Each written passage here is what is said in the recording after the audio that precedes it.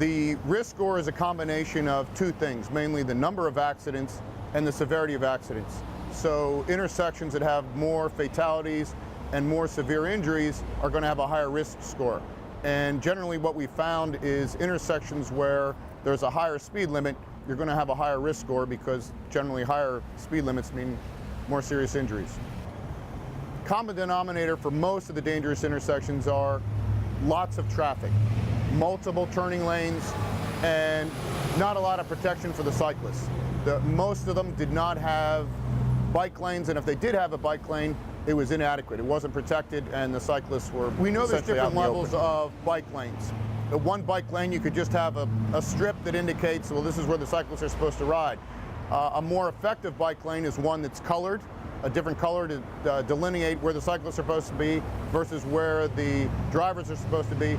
And the best type of bike lane is one that has something separating the traffic from the cyclists. Okay. Most of the ones in the most dangerous list have no bike lanes.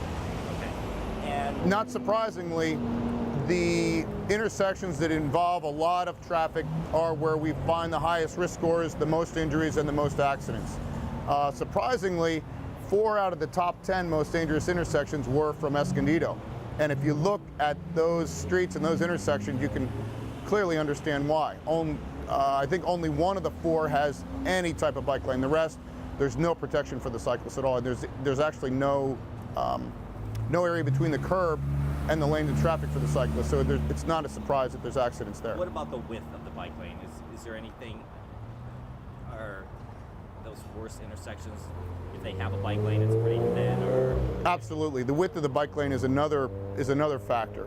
The wider the width of the bike lane, the less accidents you'll see there and the less injuries. What I hope comes from this data is that the people in charge of our streets, the city and the county, take some measures to look at the data and do what they can with the most dangerous intersections and the high crash zones. And what I mean by that is we make the bike lanes better, and at a minimum, we paint the bike lanes. We know from studies around the country that simply painting the bike lane, which is very inexpensive, helps reduce the risk of injuries tremendously. When I got the crash data back, one of the first things that I realized was an accident that I had back in 2012 is a part of our study. And not surprisingly, where I was hit, no bike lane, and I was hit from behind by an elderly driver, and a fairly serious accident. I think I had about 11 fractures to my body. So I'm obviously passionate and very interested about trying to make the streets safer for cyclists. Okay. And where was that? That was over in North Pacific Beach, over on Turquoise. The street where I was hit, there was not a lot of room for cyclists to navigate, but it was the only street I could take to where I was going. Okay.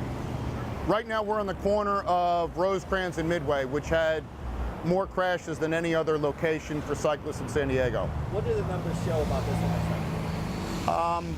It's not surprising that this intersection had the most crashes. If you look at it, there's multiple lanes of traffic going in each direction, multiple turning lanes, so there's a lot going on here, and frankly, it's a nightmare for cyclists because you do have a bike lane here along Rosecrans.